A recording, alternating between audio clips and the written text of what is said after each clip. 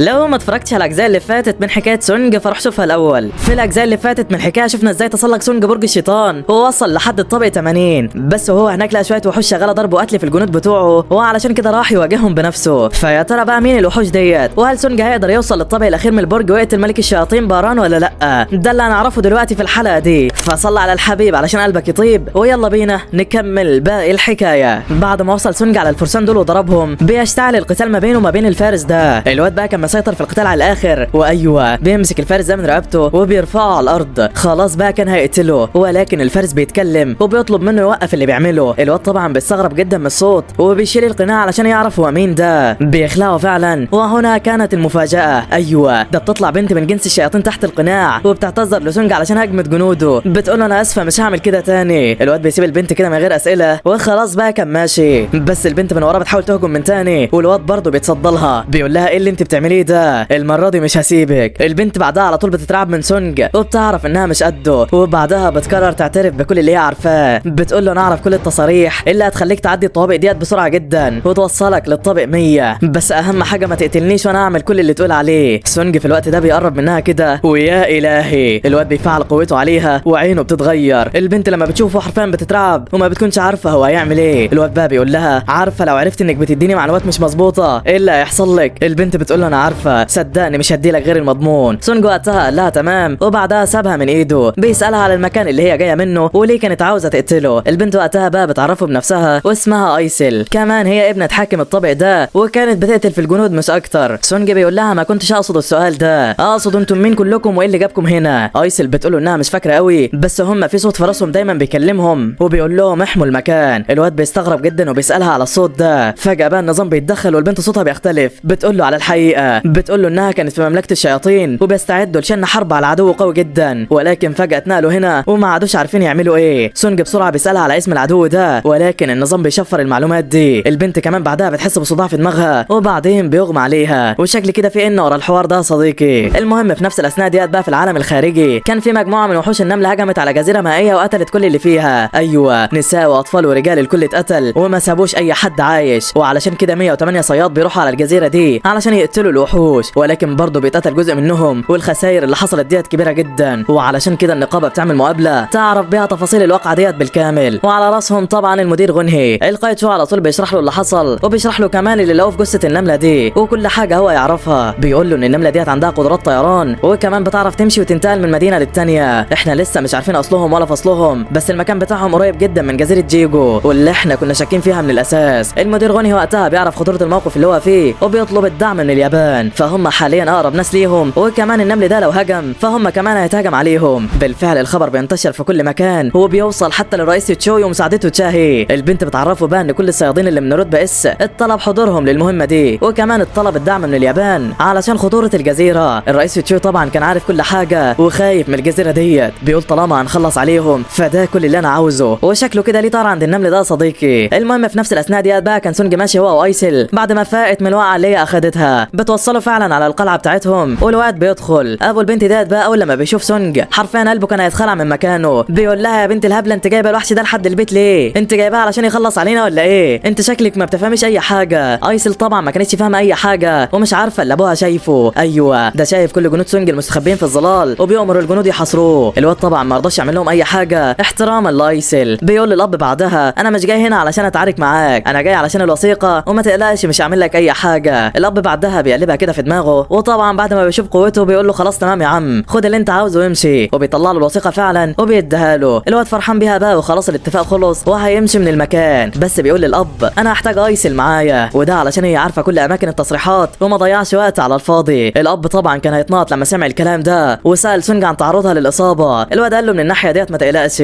اوعدك اني احميها. فعلا الاب بيوافق يديها له، والواد بيستمر في طلوع الطوابق لحد لما بيوصل للطابق 89. الظلال بتاعته بقى اكتسبت قوه جامده وايسل اتعودت عليه. خلاص المفروض بقى يكملوا، بس ايسل بعدها بتعرف سونج ان الوحوش في اخر 10 طوابق خطيرين جدا واحتمال ان هو يموت لو واجههم. الواد بيقول لها ما تقلقيش من حاجه وبيستعد علشان يطلع على اللي بعده، بس بيقول لها عرفيني مكان كل التصريحات في الطوابق اللي بعد كده وما تقلقيش مش هاخدك معايا ضد الوحوش ديت. البنت بقى بالرغم من خوفها من الوحوش بتقول له سونج لا انا هاجي معاك لحد النهايه، انا عاوز اعرف انت هتوصل لفين. الواد وقتها بيقول لها تمام وبيكملوا صعودا في الطوابق. طبعا الوحوش زي ما ايسل قالت كانت كانت صعبة جدا ومواجهتها مستحيلة. ولكن هل انت متخيل ان سونج حاجة هتبقى مستحيلة معاه صديقي؟ لا والله، الواد بيستمر في تكسير الوحوش ديت لحد لما بيوصل اخيرا للطابق ال100. ايوه، كل اللي فات كوم، والوحش اللي هيقتله سونج ده كوم تاني. فركز معاه كده بقى يا صديقي علشان هتشوف عظمة. بالفعل الواد بيوصل عند المدخل، ووقتها بيشوف تنين رعد كده بيطير من فوقه، بينزل على الصخرة دي والوحش كان فوقه. ايوه، ده ملك الشياطين باران، والوحش الاخطر في البرج ده. حرفيا هالته مرعبة، وايسل وسونج بيحسوا بيها. البنت بقى كانت هتقع من الرعب، والشيطان هو كمان بيطير لفوق، بيستخدم قوته عليهم وبيطلع جنوده. ايوه، بيظهر لهم بوابات من العدم، بيخرج منها جيش من الشياطين اصحاب الرتب العالية. العيال بتتحاصر من كل حتة، وخلاص شكلها النهاية. بس هل انت مفكر ان حتى دي البداية يا صديقي؟ ما تقولها معاه المرة دي. لا والله، بوم مرة واحدة سونج بيفعل قوته في المكان، وايوه قيام. الجنود بتوعه بيطلعوا في الحتة بسرعة وبيكسروا في كل اللي واقف. ايرون وإغريس وتانك مسيطرين، ومفيش حد بيقدر يسد قصادهم. بس العم كيبا هو كمان بقى موجود، وبضربة واحدة من ناره بيمسح نص الجنود. ايسل هي كمان كانت واقفة مصدومة جدا من قوة سونج ومش مصدقة عينيها. هو جاب كل القوة والجنود دول امتى؟ انا مش فاهمة حاجة. في نفس الاثناء ديت بقى باران ما بيسكت لهمش،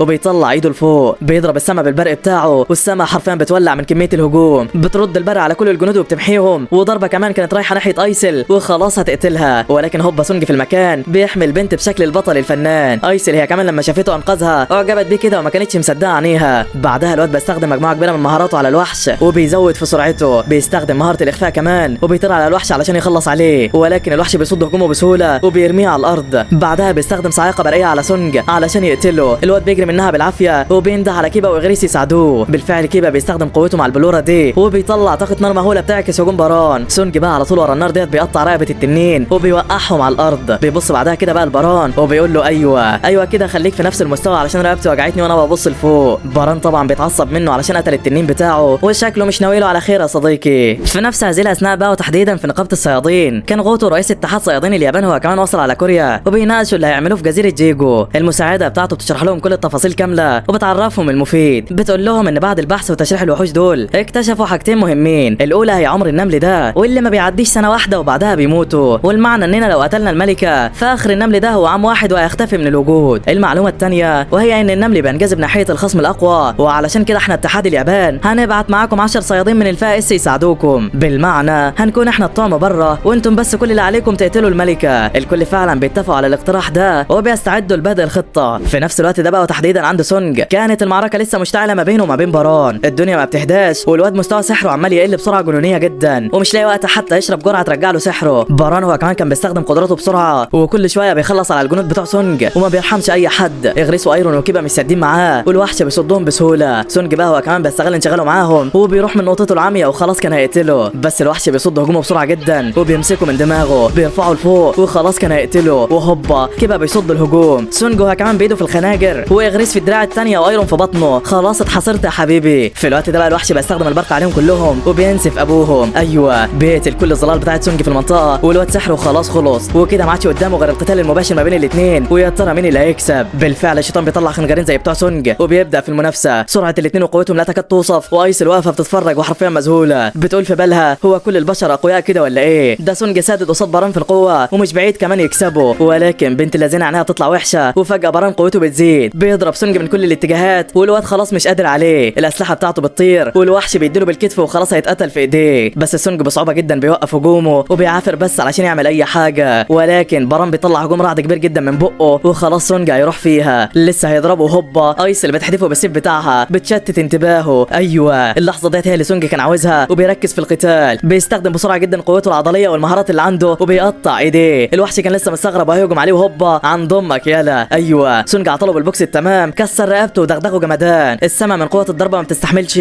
وحرفيا عاش عليك يا فنان. ايسل طبعا بعد ما شافت كل اللي حصل ده ما كانتش مصدقه عينيها. وايه الحلاوه ديت يا عم سونج؟ طبعا بعد ما سونج بيقتل الشيطان بيكتسب كل معداته، وكمان بياخد الدواء اللي اخيرا هيعالج بيه امه. الواد بقى من كميه الفرحه ديت ما كانش مصدق نفسه، وبعدها بينده على ايسل بيشكرها على اللي عملته، وبيقول لها روحي اندهي على ابوكي في اسرع وقت، قولي له خلاص انت بقيت زعيم الطابق 100، وكمان سلمي لي عليه احلى سلام. البنت وقتها بقى بتفرح جدا من الكلام، وجمال والله. المهم طبعا لحد هنا بتخلص حلقتنا، فما تنساش بقى تقولي رايك فيها في التعليقات. ويلا يا عم، سلام سلام سلام.